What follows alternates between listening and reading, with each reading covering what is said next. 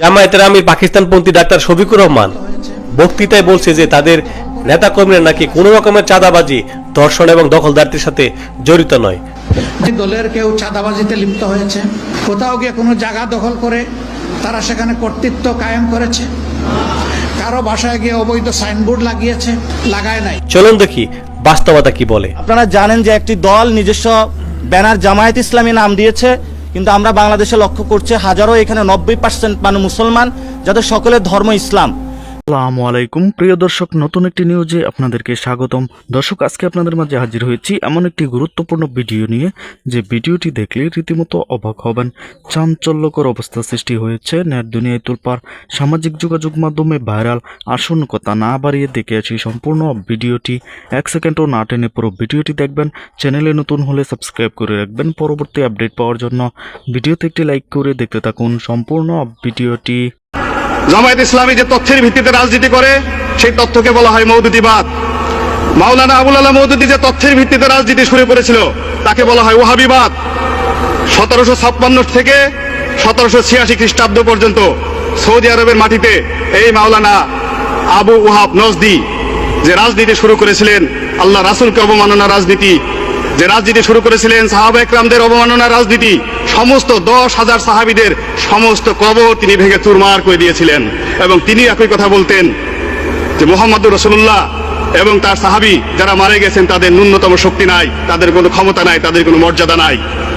সেই রাজনীতি যদি এই জমিনে হয়, তাহলে বর্তমান প্রেক্ষাপটে মাননীয় স্পিকার, যদি এই দেশে জামায়াত ইসলামী আসে, এই দেশের শহীদ মিনার থাকবে না।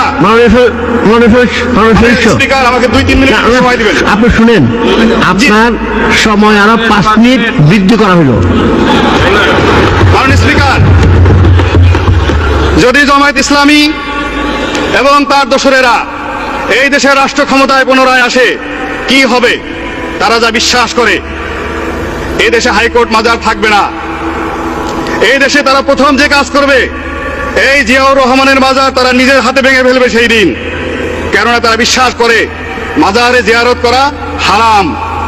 তারা শহীদ মিনার ভেঙে ফেলবে, তারা এই দেশের যত স্থাপনা আছে সমস্ত কিছু ভেঙে ফেলবে।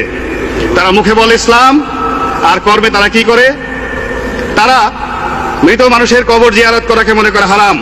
আপনি দেখবেন জামায়াত ইসলামের মসজিদগুলোতে গিয়ে তারা নামাজ পড়ে, নামাজের পরে তারা মুনাজাত করে না। তারা মুনাজাত করাটাকে বেদাত মনে করে। তারা সফর করতে নিষেধ করে। তারা এমনকি বাংলাদেশে যে দ্বিতীয় বৃহত্তম জামাত হয় তাবলিগ জামাত, এই তাবলিগ জামায়াতের, বিশ্ব তাবলিগ জামায়াতের জামাতটাকে তারা হারাম মনে করে এই জামায়াত ইসলামী। এইভাবে তারা ইসলামের নামে দেশ এবং জাতিকে বিভ্রান্ত করতেছে। তাদের সম্পর্কে আল্লাহ রাসূল কি বলতেন? একদিন আল্লাহ রাসূলের দরবারে বিভিন্ন এলাকা থেকে সাহাবীরা আসছেন এবং তিনি তাদের জন্য দোয়া করতেছেন, হে আল্লাহ, তুমি রহমত নাজিল করো মদিনার অধিবাসীদেরকে। হে আল্লাহ, তুমি রহমত নাজিল করো ইয়ামেন দেশের লোকদের। জনকে সাহাবে বললেন, ইয়া রাসূলুল্লাহ, আমি নজদ প্রদেশ থেকে এসেছি, আজকে সৌদি আরবের রাজধানী রিয়াদের কাছাকাছি, আমাদের এলাকার লোকজনের জন্য আপনি দোয়া করেন। আল্লাহ রাসূল দোয়া করলেন না। উনি আবার বললেন, আল্লাহ রাসূল দোয়া করলেন না। এরপর মুনাজাত শেষ হলে উনি বললেন, ইয়া রাসূলুল্লাহ, আমাদের অপরাধ কি? আপনি কেন নজদের অধিবাসীর জন্য দোয়া করলেন না? আল্লাহ রাসূল বললেন, তোমরা শুনে রাখো, ওই নজদ প্রদেশ থেকে এমন এক মানুষের উদ্ভব হবে যার উপাধি হবে শয়তানের শিং, এবং যার দ্বারা এই জমিন ইসলামের, নবুয়তের, খেলাফতের যে ক্ষতি হবে, এই ক্ষতি আর কোন সম্প্রদায় দ্বারা অতীতে কখনো হয় নাই। বিভিন্ন মুফাসসিরিনে কেরাম, ওলামায়ে ইকরাম তাদের তাফসিরে বলেছেন, ওই শয়তানের শিং বলতে যে লোকটিকে আল্লাহ রাসূল বুঝিয়েছেন, সেই হলো মাওলানা আবু ওহাব নজদি। সেই আবু ওহাব নজদির মতবাদী এই দেশে জামায়াত ইসলামী প্রচার করতেছে। মাননীয় স্পিকার, এই যে তারা মুখে ধর্মের কথা বলে, কর্মে অধর্মের কাজ করে, তাদের যদি প্রতিষ্ঠার চিন্তা করেন 1941 সনে, যখন এই ব্রিটিশ ভারতে এদেশের মুসলমানরা স্বাধিকার আন্দোলনের জন্য আন্দোলন করছে, তখন মাওলানা আবুল আলা মওদুদি, তার অন্যতম সহযোগী মাওলানা রশিদ আহমেদ গাঙ্গুলি, দেওবন্দ মাদ্রাসার শিক্ষক, এবং বেহেশতি জেওরের লেখক মাওলানা আশরাফ আলী খান থানভী, এরা একসাথে যুক্তি করে ব্রিটিশদের টাকা খেয়ে তারা তৎকালীন মুসলিম লীগের বিরুদ্ধে একটি বিকল্প শক্তি হিসেবে তারা রাজনীতি শুরু করেছিল। সেই রাজনীতির বিষ বাষ্প আর সারা বাংলাদেশের ঘরে ঘরে ছড়িয়ে পড়েছে। আল্লাহ জানতেন, মহান আল্লাহ রাব্বুল আলামিন জানতেন এই জমিনে জামায়াত ইসলামীর মতো দলের আবির্ভাব হবে যারা ইসলামকে ক্ষতি করবে, যারা তার রাসূলকে অনুসরণ না করে তাকে অপমানিত করবে। অথচ ইসলামের মূল আকীদায় আল্লাহ রাসূলের বিরুদ্ধে কোনো টু শব্দটি করা যাবে না, এবং তার প্রত্যেকটি কথা মুসলমানদের ইমানের প্রধান অঙ্গ, সেটা অক্ষরে অক্ষরে পালন করার জন্য। এই জামায়াত ইসলামী তাদের কর্মকাণ্ড সম্পর্কে আল্লাহ কি বলেছেন, সূরা নিসার 65 নম্বর আয়াতে আল্লাহ কি বলেছেন, আমি সেই কথাটি আপনাকে বলতে চাই মাননীয় স্পিকার। আল্লাহ বলেন, ফালা ওয়া রাব্বিকা লা ইউমিনুনা হাত্তা ইউহাক্কিমুকা ফিমা শাজারা বাইনাহুম সুম্মা লা ইয়াজিদু ফিহি আনফুসিহিম হারাজান মিম্মা ওয়াকাযাইতা ওয়া ইউসাল্লিমু তাসলিমা। আল্লাহ বলেন, তোমরা যতক্ষণ পর্যন্ত তোমাদের ব্যক্তিগত জীবনে, সামাজিক জীবনে, রাজনৈতিক জীবনে, অর্থনৈতিক জীবনে, চিন্তা চেতনায়, কর্মে আমার রাসূলকে অনুসরণ করতে না পারবে, ততক্ষণ পর্যন্ত তোমরা মুমিন হতে পারবে না, মুসলমান হতে পারবে না।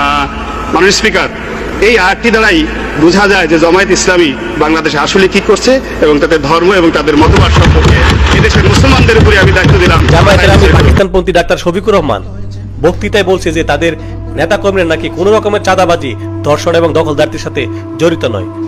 দলের কেউ চাঁদাবাজিতে লিপ্ত হয়েছে, কোথাও গিয়ে কোনো জায়গা দখল করে তারা সেখানে কর্তৃত্ব কায়েম করেছে, কারো বাসায় গিয়ে অবৈধ সাইনবোর্ড লাগিয়েছে, লাগায় নাই। চলুন দেখি বাস্তবতা কি বলে। 12 জানুয়ারি 2023 দেবহাটায় জামাত নেতার বিরুদ্ধে ছাত্র বলাৎকারের অভিযোগ। নিউজ প্রকাশিত হয়েছে দৈনিক যুগান্তরে। 3 নভেম্বর 2024 2 দিন আটক রেখে ধর্ষণ, জামাত নেতার বিরুদ্ধে মামলা। নিউজটি প্রকাশিত হয়েছে প্রতিদিন বাংলাদেশে। 19 জানুয়ারি 2025 ছাত্রীদের যৌন নির্যাতনের অভিযোগে জামাত নেতা বহিষ্কার। নিউজ প্রকাশিত হয়েছে দৈনিক যুগান্তরে। 20 আগস্ট 2021 দৈনিক বাংলা ট্রিবিউনে প্রকাশিত খবর, জামাত নেতার মেয়েকে ধর্ষণ চেষ্টা, শিবির নেতা কারাগারে।